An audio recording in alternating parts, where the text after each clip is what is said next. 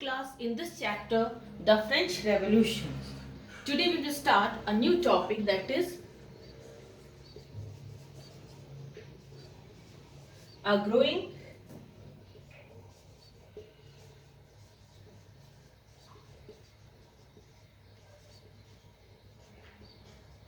middle class envisage an end to privilege.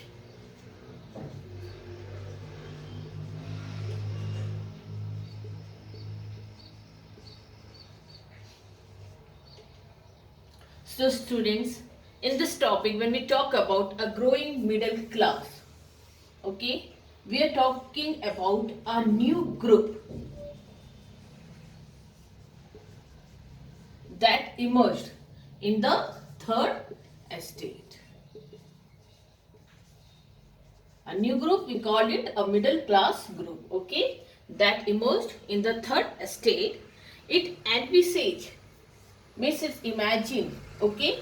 So it imagine, what it imagined, this new middle class to an end to the privileges or the special rights that was given to which class? The first and the second estate.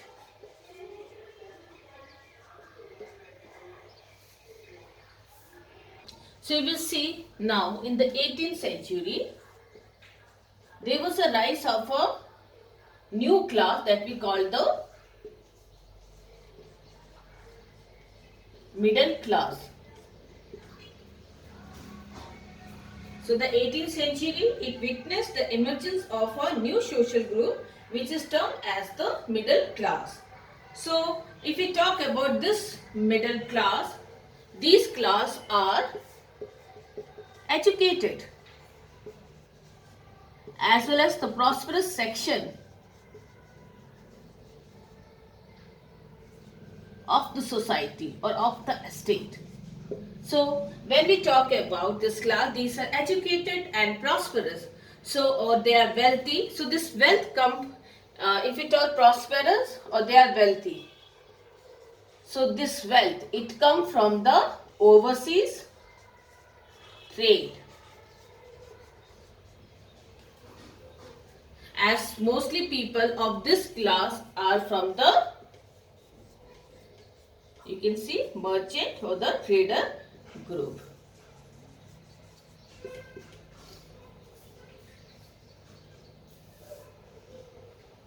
So you will see that if we talk about this middle class, they earn their wealth through an expanding overseas trade and from the manufacture of goods such as the woolen and the silk textile that were either exported or brought by the richer members of the societies.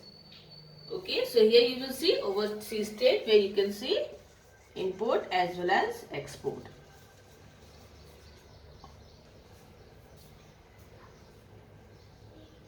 Of woolen and the silk textile. So in addition you will see merchant and the manufacturers. The third estate included, if we talk about the third estate, okay. So instead of the merchant or the traders, okay. Now you can see other educated class here. Here you will find other professions also. Either it's a lawyer,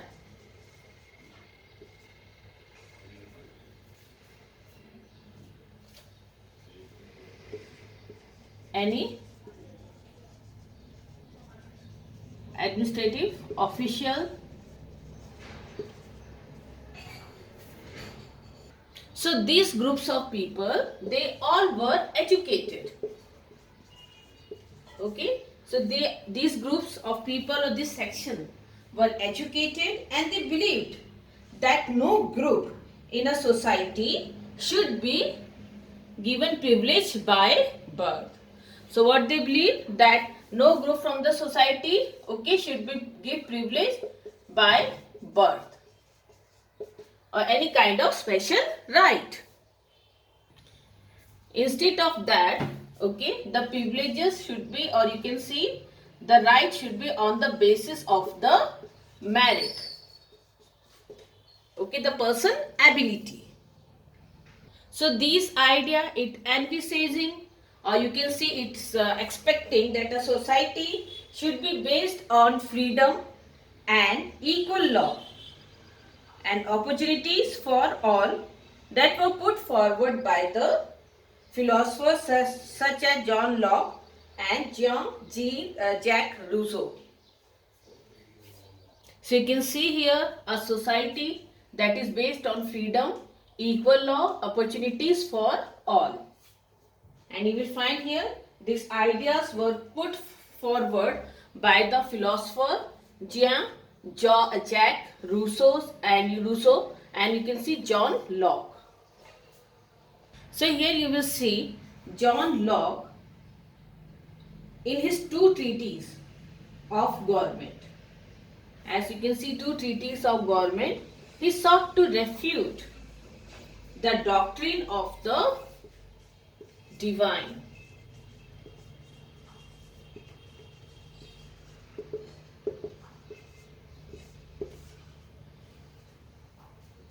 And the absolute right of the monarchy.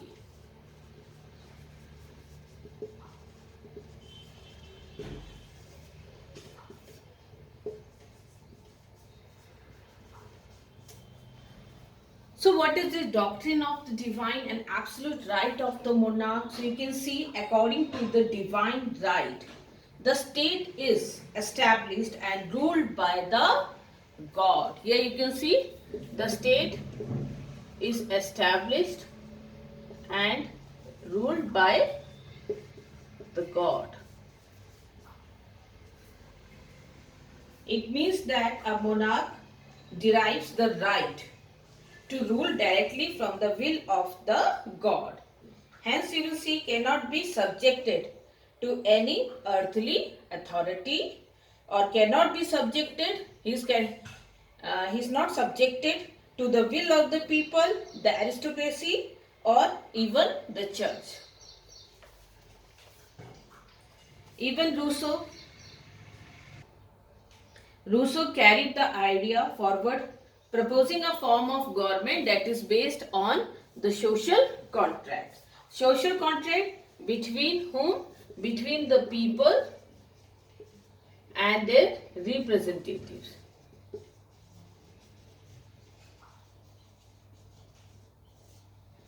So, social contract, it says that the people, they live together in a society. Here you will see the people, they live together in a society in accordance with an agreement, okay, that established a moral and political rules of behavior.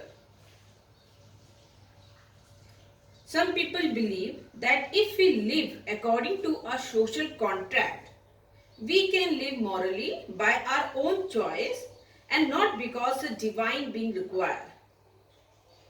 So the social contract with the Rousseau famous opening sentence says that man is born free and he is everywhere in a chain.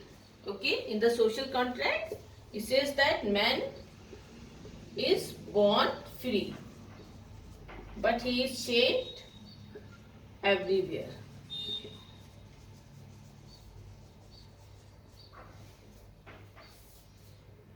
But he is everywhere, chain everywhere, he is everywhere in a chain.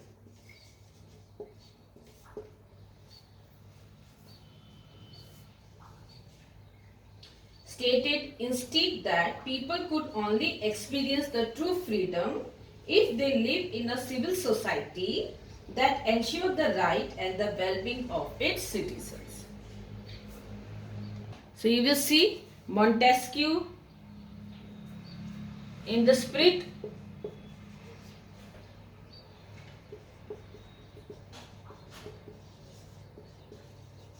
of law, he proposed a division of power. Here in the spirit of law he proposed the division of power between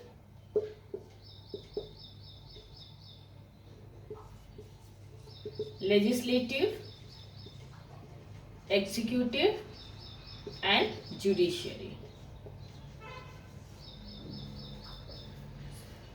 So in the spirit of law, Montesquieu, he proposed a division of power within the government between, you can see, the legislative, the executive and judiciary.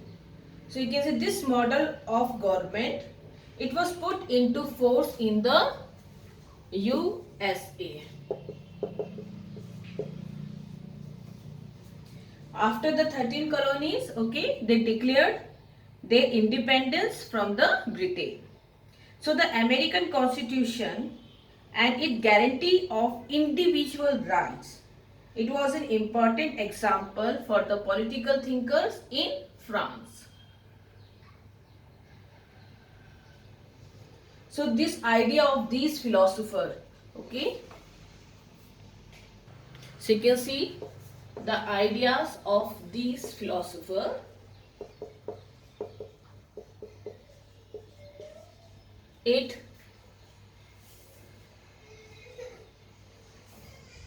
So it was intensively discussed in the salon and the coffee house. And the ideas of these philosophers, it spread among the people through books and you can see newspaper. So these books and newspaper, they were frequently read aloud in groups, okay, for the benefit of those who could not read and write. So the news that Louis XVI, okay, planned to impose further taxes to be able to meet the expenses of the state, it generated anger and protest against the system of the privileges. So student, now we talk about the outbreak of revolution.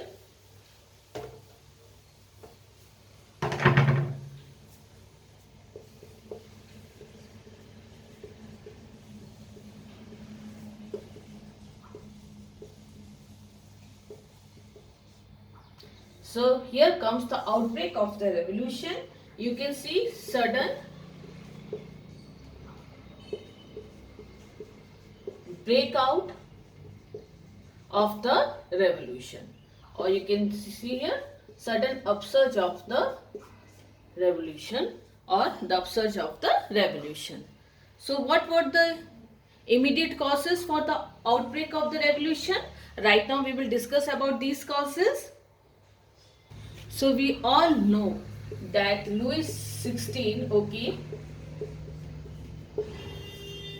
he had to increase the taxes.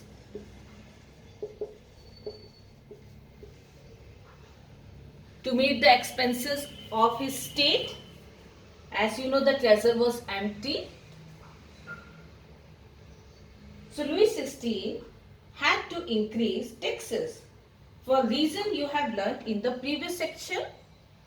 How do you think he could have gone about doing this? So if we talk about increasing the taxes, so there should be a procedure for that.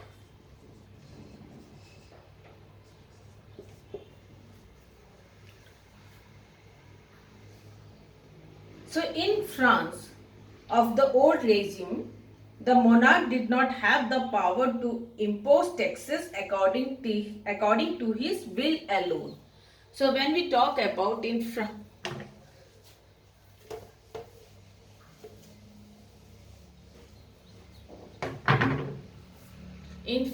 the old regime, okay, the monarch here,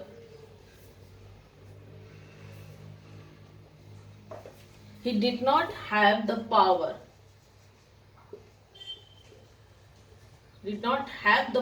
to impose taxes according to his own will, okay. So here you can see the monarch, he did not have the power to impose taxes according to his own will alone. So rather he had to call a meeting. So here important thing.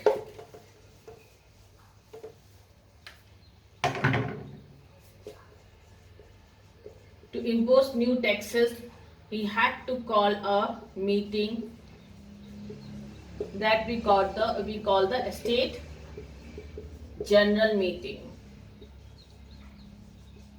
Okay, so he has to call a meeting that we call the state general meeting. So you will see here, which would then pass his proposal for a new taxes. So the State General, it was a political body to which the three estates sent their representative. So here come a state general meeting. A state general, it's a political body where you can see three estates. Okay, they send their representatives in the state general meeting.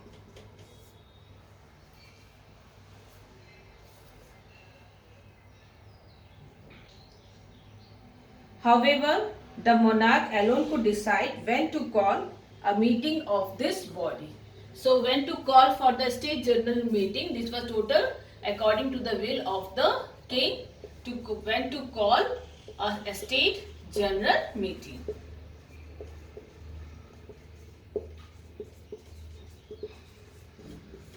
Okay. So last meeting Was called in 1614. Okay, the last meeting was done in 1614. So here comes the date, 5th May 1789. Okay, 5th May 1789. Louis XVI called together an assembly of the Estate General. So meeting was called by Louis XVI.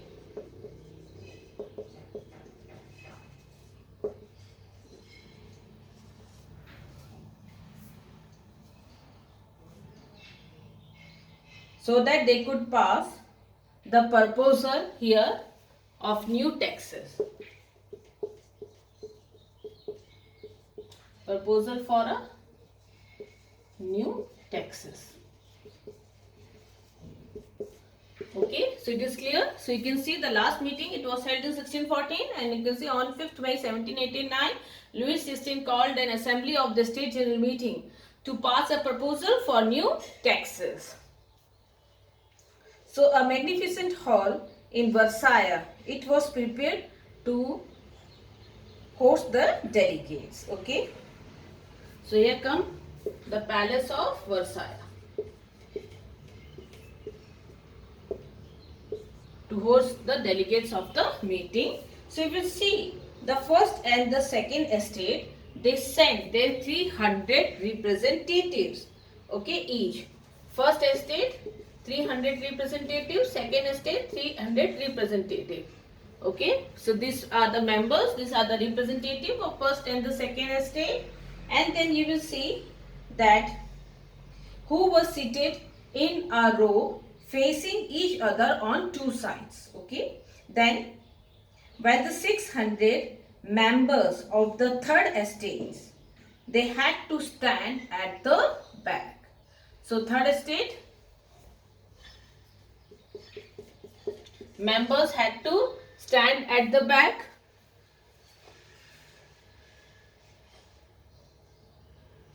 So the third estate, it was represented by its more prosperous and educated members, as we discussed earlier also. Peasants, artisans and women were denied entry to the assembly. So from the third estate,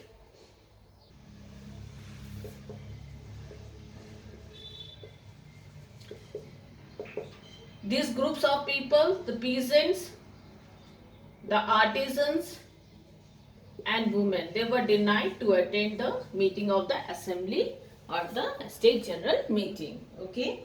So you will see, however, their grievances and their demand, they were listed in some 40,000 letters. However, their demand and grievances, it was written in, the letter was sent, 40,000 letters were sent, which the representatives of the estate, third estate, had brought with them. Okay.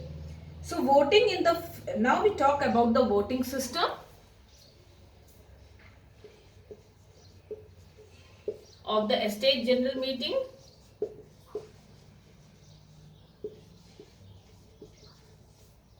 So you will see the voting in the estate general in the past had been conducted according to the principle that each estate Has one vote. Okay, first estate, one vote. Second estate, one vote. And third estate, one vote. So each section or each estate has one vote. So this time also Louis XVI, he was determined to continue the same practices, but now the members of the Third estate, you can see here the member of the third estate, okay, demanded that the voting now be conducted by the assembly as a whole, where each members, here the third estate, they demanded that now the each member should have the right of one vote.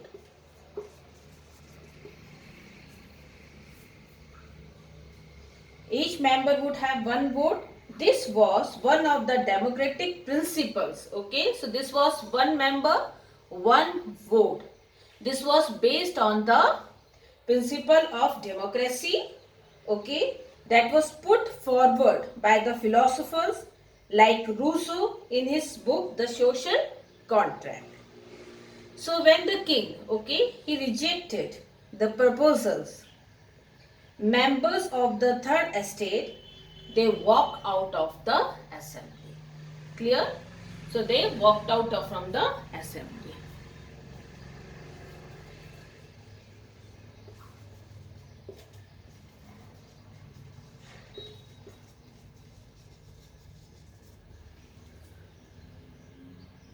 So here comes the representative of the third estates.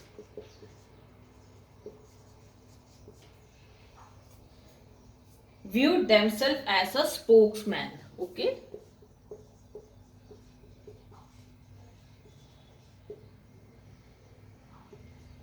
For the whole nation.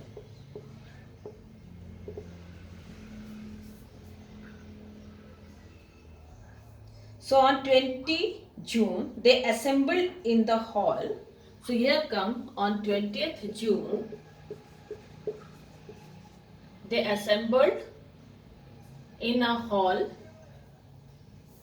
of an indoor tennis court at Versailles.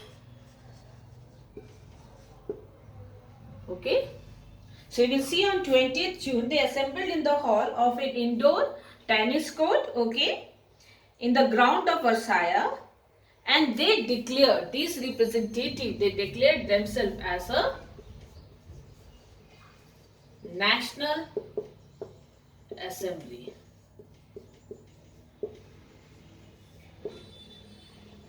Okay, and they swore not to disperse till they had drafted a constitution for France that would limit the power of the monarch.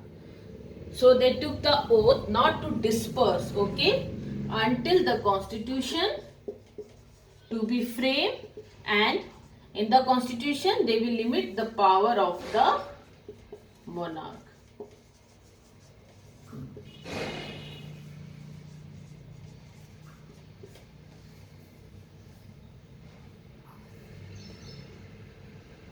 So here when we talk about the leader, it was led by two important member. Here you can see Mirabeau and Abbé Sieyès.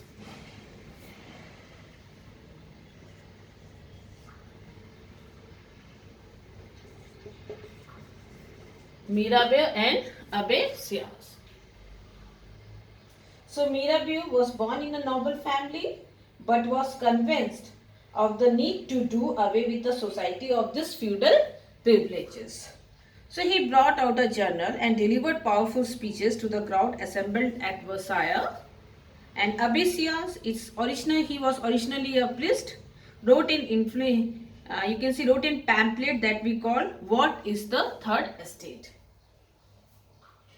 So students, here we talk about the immediate cause which led to the outbreak of the revolution.